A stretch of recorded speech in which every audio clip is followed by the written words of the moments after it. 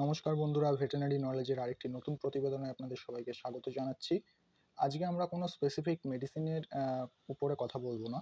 আজকে আমরা কথা বলবো একটি কমন সমস্যা, যারা বাড়িতে ২-৪টে ছাগল পোষেন বা যারা ছোটোখাটো ফার্ম আকারে ছাগল পুষছেন, তাদের এই সময় একটি মানে খুবই অসুবিধার জিনিস হচ্ছে ছাগলের ঠান্ডা লাগা। যেহেতু এটা বর্ষাকাল, তো একটু বৃষ্টির জল মাথায় লাগলেই বা কোনো ওয়েদার চেঞ্জ হলেই ছাগলের ঠান্ডা লেগে যাচ্ছে। তো আজকে আমরা কথা বলবো কিছু বেসিক মেডিসিন, যেগুলো ইউজ করলে ছাগল আপনি বাড়িতে বসেই সুস্থ করতে পারবেন ঠান্ডা জ্বরের থেকে।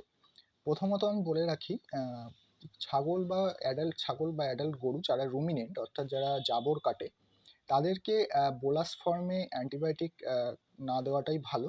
সবথেকে ভালো ইনজেক্টেবল রুটে।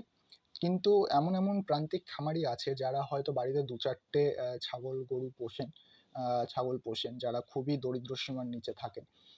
তাদের ছাগল পালনের উপরেই জীবিকা নির্ধারণ করে। তাদের পক্ষে সম্ভব হয় না সবসময় একটা প্রাণী বন্ধু বা যারা প্রাণী ফিল্ডে চিকিৎসা করেন তাদেরকে ডেকে চিকিৎসা করা, বা অনেক অনেক এমন এমন জায়গা আছে যেখানে হয়তো তাদের অ্যাভেলেবেল পাওয়া যায় না, বা সরকারি যে প্রাণী স্বাস্থ্য দপ্তর রয়েছে সেটাও হয়তো সেখান থেকে অনেকটা দূর। তবে আমি আজকে কিছু বেসিক ট্রিটমেন্ট বলবো, যেটা করলে আপনি যে ওষুধগুলো খাওয়ালে আপনার ছাগলকে আপনি সুস্থ করতে পারবেন। তবে অবশ্যই এটা আমার ব্যক্তিগত অভিজ্ঞতা থেকে আমি অভিজ্ঞতা আজকে আপনাদের সামনে শেয়ার করব।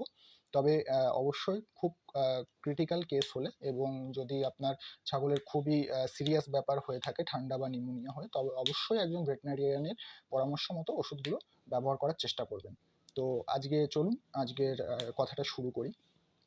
তো প্রথমত বলি, ছাগলের ঠান্ডা কেন লাগে? ঠান্ডা বিভিন্নভাবে ছাগলের লাগতে পারে। প্রথমত হচ্ছে, এখন এখন যে ঠান্ডা লাগার কন্ডিশনটা আসছে সেটা মূলত বৃষ্টি হচ্ছে, আবার রোদ উঠছে, ওয়েদার হট করে টেম্পারেচার ডাউন হয়ে যাচ্ছে, আবার হট করে টেম্পারেচার রেজ হচ্ছে। তো এই কারণে মেনলি এদের ঠান্ডা গরম লেগে যায়, কাশি হয়, সেলেচ্ছা মুখ থেকে দেখা যায় অনেক সময় নাক মুখ থেকে সেলেচ্ছা বেরোচ্ছে, কাশি হচ্ছে, কাশির সাথে অনেক সময় মুখ থেকেও সেলেচ্ছা বেরিয়ে আসে। তো এই সমস্যাগুলো দেখা যায়। তো আমরা আজকে জানবো কিভাবে আমরা সাধারণ ঘরোয়া উপায়ে সাধারণ কিছু মেডিসিন ইউজ করে ট্যাবলেট ফর্মে, যারা প্রান্তিক খামারি আছে তারা অবশ্যই ইনজেকশন অনেকেই করতে পারে না, তো কি কি ওষুধ ইউজ করলে আমরা এগুলোর থেকে মুক্তি পাবো।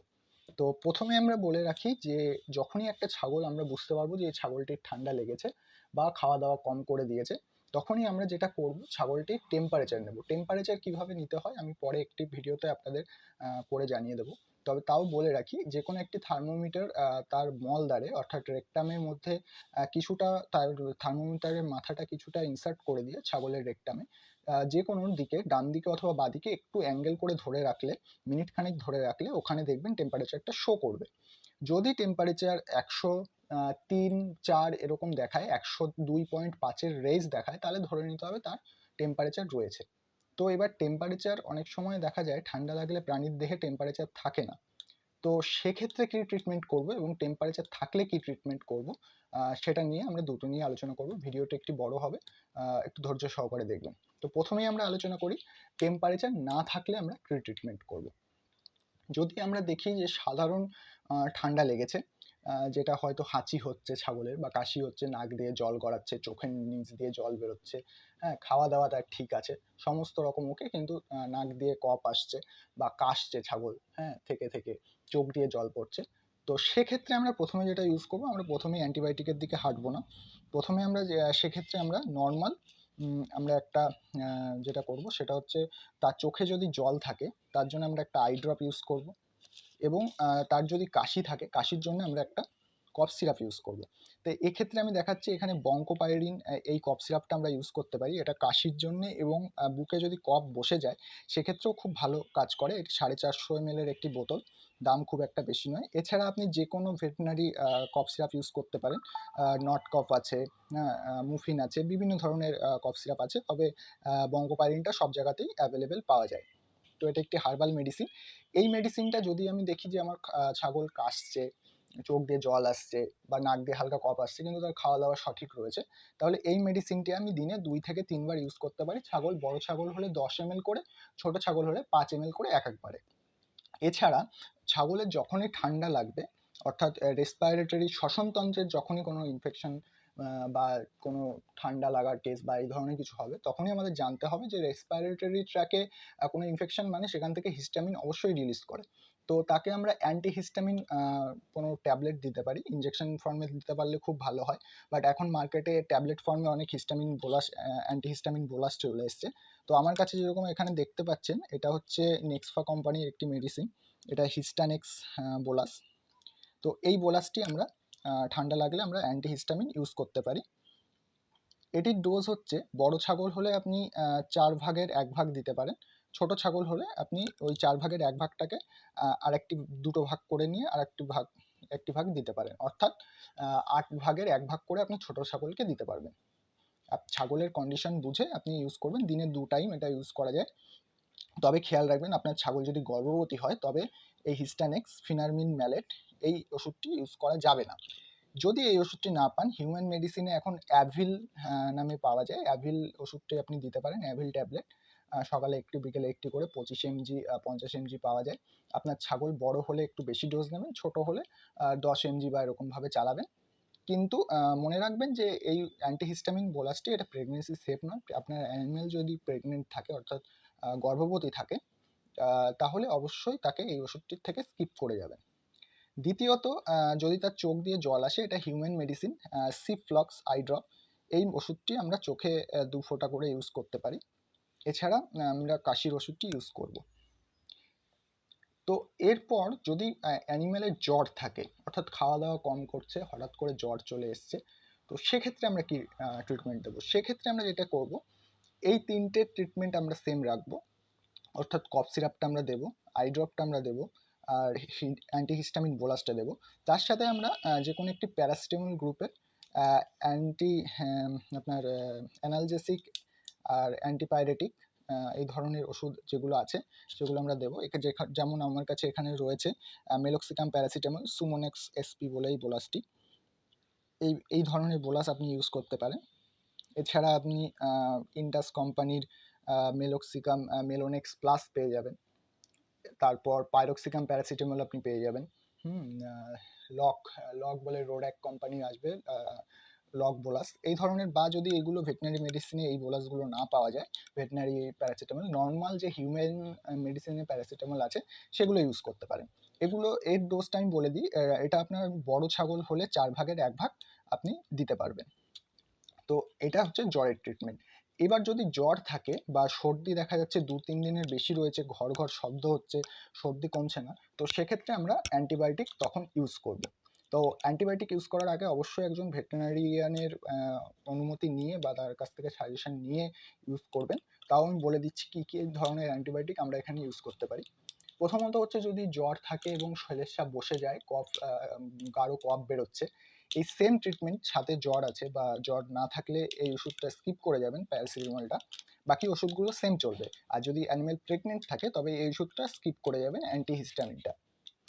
এবার যদি অ্যান্টিবায়োটিকের কথায় আসি, যদি আমার অনেকদিন কফটা বসে গেছে বা জ্বর রয়েছে, হ্যাঁ, তো সেক্ষেত্রে আমরা অ্যান্টিবায়োটিক হিসেবে কি কি ইউজ করতে পারি। তো এক্ষেত্রে আমি এগুলো একটু সরিয়ে রাখছি। এক্ষেত্রে আমরা অ্যান্টিবায়োটিক যেটা ইউজ করতে পারি, amoxicillin, oxytetracycline bolus, amoxicillin bolus এবং এন্ড্রোফ্লক্সাসিন। এন্ড্রোফ্লক্সাসিন এটা একটু পার্সেন্টেজ এর একটু বেশি, এটা আমাদের ইন্ডিয়ান ইমিউনোলজিক্যালসের প্রোডাক্ট। এন্ড্রোফ্লক্সাসিন গ্লাইরোফ্লক্স বিএইচডিএস ওরাল বলে এরা তৈরি করেছে। এর মধ্যে শুধু এন্ড্রোফ্লক্সাসিন নয়, এন্ড্রোফ্লক্সাসিন এবং ব্রোম্যাক্সিন দুটো কম্পোজিশন একসাথে থাকে, যার ফলে এটা অ্যান্টিবায়োটিক তো বটেই, এর সাথে আপনার যদি ছাগলের কাশি, ঘর ঘর আওয়াজ থেকে থাকে, তার উপরেও এই ওষুধটি খুব ভালো কাজ করে থাকে। এর মধ্যে এই হলুদ রঙের যে অক্সিটেট্রাসাইক্লিন বোলাসটি রয়েছে, এই বোলাসটি প্রেগনেন্সি সেফ নয়। এটি আপনার অ্যানিম্যাল যদি গর্ভকালীন অবস্থায় ঠান্ডা লেগে থাকে তবে এই ওষুধটি দেবেন না। বাদবাকি আপনি এই দুটি ওষুধ ইউজ করতে পারেন আপনার ছাগলের ঠান্ডা জ্বরের ক্ষেত্রে, এই অ্যান্টিবায়োটিকগুলি। ডোজটা আমি বলে দিই, যদি আপনার ছাগল বড় হয়ে থাকে তাহলে এই অ্যামোক্সিসিলিন যদি আপনি ইউজ করেন, যে কোনো কোম্পানির অ্যামোক্সিসিলিন বোলাস, এটা 1.5 গ্রাম আছে অ্যামোক্সিসিলিন, এটা আপনি 4 ভাগের 1 ভাগ আপনি বড় ছাগলকে দিতে পারেন, ছোট ছাগল হলে আর একটু কম দিতে পারেন, 5 ভাগের 1 ভাগ বা 6 ভাগের 1 ভাগ ছাগলের ওজন অনুপাতে। এটি একটি ট্যাবলেট 200 কেজি ওজনের একটি অ্যানিম্যালকে দেওয়া যায় সেইভাবে আপনি ডিভাইডেড করে ইউজ করবেন। এছাড়া আমি এখানে ঠান্ডা কাশির ক্ষেত্রে এই গ্লাইডোফ্লক্স বিএইচ, এন্ড্রোফ্লক্সাসিন এবং ব্রোমাক্সিনের যে কম্পোজিশনটি রয়েছে এটি আমরা ইউজ করতে পারি। এখানে আমরা একটু দেখে নেব। এখানে যেটি রয়েছে এন্ড্রোফ্লক্সাসিন, এখানে আমাদের রয়েছে 200 mg। এন্ড্রোফ্লক্সাসিন জানি না কতটা বোঝা যাচ্ছে। এন্ড্রোফ্লক্সাসিন রয়েছে 200 mg এবং ব্রোম্যাক্সিন রয়েছে 15 mg। তো এটির যেটি ডোজ, এটি আমরা 20 কেজি বডি ওয়েটে আমরা 1 ml ইউজ করব। অর্থাৎ আপনার ছাগল যদি 20 কেজি হয়ে থাকে তাহলে আমরা 1 ml ইউজ করতে পারি। এবং যদি ছাগলের কন্ডিশন খুব খারাপ হয়ে থাকে সেক্ষেত্রে ভেটেরিনারিয়ানের পরামর্শ মতো অবশ্যই আবারও বলছি ডোজ কম বেশি হতে পারে। তো এটি গেল অ্যান্টিবায়োটিক। এছাড়া আপনার টেট্রাবোলাস অক্সিটেট্রাসাইক্লিন এর কম্পোজিশন, এটি হচ্ছে সস্তায় সব থেকে ভালো মেডিসিন অ্যান্টিবায়োটিক। কিন্তু এর একটি নেগেটিভ, এটি হচ্ছে আপনি প্রেগনেন্সি অবস্থায় ইউজ করতে পারবেন না। তো এর মধ্যে আমাদের রয়েছে অক্সিটেট্রাসাইক্লিন, এর মধ্যে 500 mg রয়েছে, এটা মার্ক কোম্পানির আসে। তো এটি যদি বড় ছাগল হয় তাহলে এটি আপনি 50 কিলো ওভার যদি কোনো ছাগল হয় সেক্ষেত্রে 1টি বোলাস, আর তার থেকে কম হলে আপনি হাফ বোলাস, আর খুব ছোট বাচ্চা হলে 4 ভাগের 1 ভাগ ইউজ করতে পারেন। তো এইভাবে যদি আপনি ট্রিটমেন্ট করেন, আপনি বাড়িতে বসেই আপনার ছাগলের ঠান্ডা, জ্বর, সর্দি, কাশি এগুলোর থেকে আপনি নিজেই ট্রিটমেন্ট করতে পারবেন। তবে অবশ্যই আবারও বলছি, অ্যান্টিবায়োটিক ইউজ করার আগে অবশ্যই একজন রেজিস্টার্ড ভেটেরিনারিয়ানের পরামর্শ নিয়ে নেবেন। তাছাড়া আপনি এই ওষুধগুলো আপনি ঠান্ডা লাগলে খাওয়াতে পারেন, বঙ্কোপাইরিন বা এদিকে সুমোনেক্স এসপি, মানে যেগুলো প্যারাসিটামল রয়েছে, এগুলো আপনি ঘরে আপনার ফার্মে এনে রাখতে পারেন। এছাড়া আই ড্রপ হিসাবে ciprofloxacin eye drop, Ciplox human medicine, এগুলো আপনি ইউজ করতে পারেন। এগুলো আপনি অনেক সময় ঘরে রাখলে পারে কাশি, নর্মাল সর্দি কাশিতে বঙ্কোপাইরিন খুব ভালো কাজ দেয়। তো এর সাথে প্যারাসিটামল এগুলো ইউজ করলে খুব ভালো কাজ দেয়। তবে আমি বারবার বলবো যে অবশ্যই অ্যান্টিবায়োটিক ইউজ করার আগে একবার ভেটেরিনারিয়ানের পরামর্শ নিয়ে নেবেন। তো আশা করছি ভিডিওটি বোঝা গেছে, ভালো লেগেছে।